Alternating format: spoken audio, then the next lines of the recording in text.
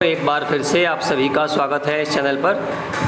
आपने पिछला वीडियो काफ़ी पसंद किया था मेरा फाइनेंशियल मैनेजमेंट का, तो एक वीडियो और मैं आपके पास लेके आया हूँ फाइनेंशियल मैनेजमेंट का FAQ।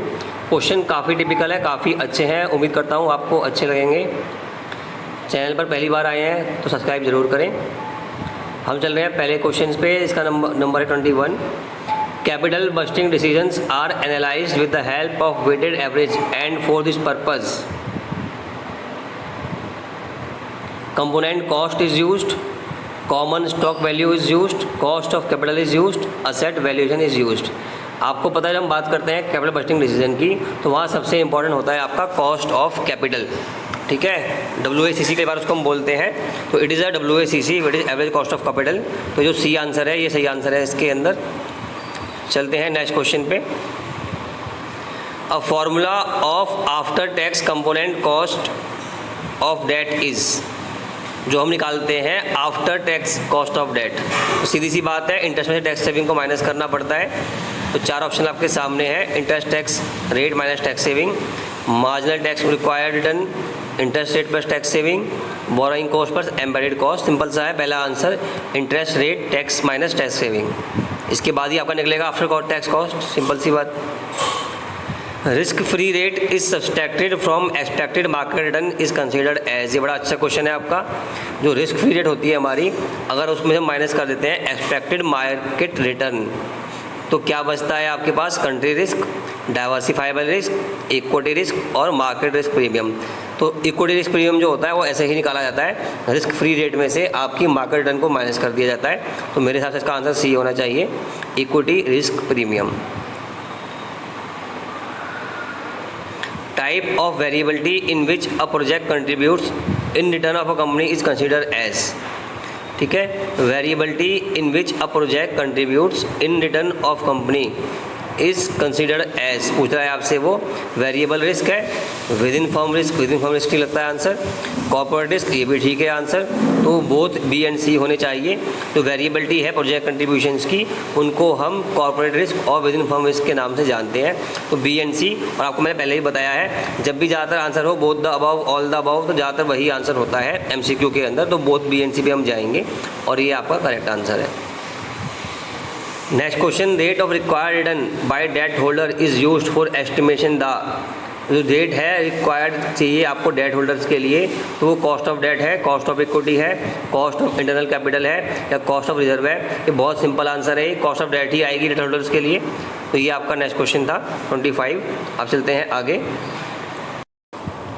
चलिए चलते हैं NPV और कॉस्ट ऑफ कैपिटल के आगे वाले सेक्शन पे।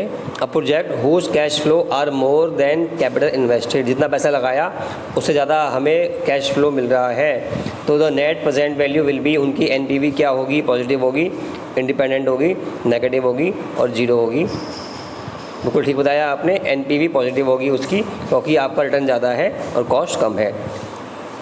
Cash flow, cash inflow minus cash outflow ज़्यादा है तो पॉजिटिव होगी। In mutually exclusive projects, project which is selected for comparison with others. दो प्रोजेक्ट हैं म्यूचुअली एक्सक्लूसिव है, दोनों में हम कंपैरिजन कर रहे हैं, तो जिसको हम सिलेक्ट कर रहे हैं उसका क्या होना चाहिए? उसकी NPV ज़्यादा होनी चाहिए, NPV कम होनी चाहिए, या NPV जीरो होनी चाहिए, या सभी। तो यहाँ पर ऑल द अबव नहीं लेंगे हम, क्योंकि आपको पता है जब दो प्रोजेक्ट का हम कंपैरिजन करेंगे और वो होंगे म्यूचुअली एक्सक्लूसिव, तो NPV हायर होनी चाहिए। तो आपका आंसर होगा A। Relationship between economic value added EVA and net present value is considered as value relationship, economic relationship, direct relationship और इनवर्स रिलेशनशिप। अभी हमने देखा पिछले क्वेश्चन के अंदर कि NPV पॉजिटिव होती है तो EVA आपकी बढ़ जाती है, तो सिंपल सी बात है उनके बीच में सीधा संबंध है, डायरेक्ट रिलेशनशिप है। ये आपका करेक्ट आंसर है। An uncovered cost at start of the year is 200 rupees. ये आपका क्वेश्चन है पेबैक पीरियड का, 200 रुपये की आपका खर्चा आ गया। Full cash flow during the year is 400, आपको 400 रुपये मिल रहे हैं कैश फ्लो के, और उससे पहले आपको मिल रहे थे recovery is 3 rupees. Then payback period would be, आपसे बात कर रहा है वो पेबैक पीरियड की, बोल रहा है पहले हमने 3 रुपये कमाए, अब हमने कमाए हैं इस साल में 400 रुपये और हमारी कॉस्ट है 200 रुपये। तो आप निकालो पेबैक पीरियड, तो सिंपल सी बात है 3 आपका जो है, 3 जो आपका है रिकवरी पीरियड, ये पहले का है कि 3 साल तो हो चुके हैं, अभी तक आपको पूरा रिकवरी नहीं हुई है, बट अब जो है इस साल 400 रुपये आपको मिल गए हैं कैश में, ठीक है। तो अब क्या करना है आपको, अनकवर्ड कॉस्ट यानी कि 200 रुपये को डिवाइड करेंगे आप कवर्ड कॉस्ट यानी 400 रुपये से, तो आपको मिलेगा 0.5, उसको आप 3 में ऐड कर देंगे, तो इसका आंसर 3.5 आना चाहिए। ये पेबैक पीरियड निकालने का फार्मूला होता है, सभी को पता होगा। इन capital bursting positive net present value results in, अगर एनपीवी पॉजिटिव है तो क्या होगा, ईवीए नेगेटिव होगी, ईवीए पॉजिटिव होगी, 0 होगी या परसेंट होगी। आपको अब बताया था मैंने, डायरेक्ट रिलेशनशिप है उनके अंदर, तो एनपीवी पॉजिटिव है तो पॉजिटिव ही आपकी ईवीए होगी। क्वेश्चन काफ़ी अच्छे थे ये वाले। अब लास्ट सेक्शन में चलते हैं अपने। चलिए नेक्स्ट क्वेश्चन हमारा इसी सेक्टर से है ये भी। An uncovered cost at start of the year is divided by full cash flow during recovery year.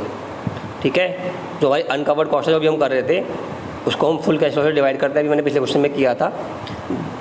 It is the formula use for calculating, पूछ रहा है आपसे, original period, investment period, payback period और forecasted period. अगर आपने वो question ध्यान से देखा होगा तो पता है आपको यह फार्मूला था पेबैक पीरियड का।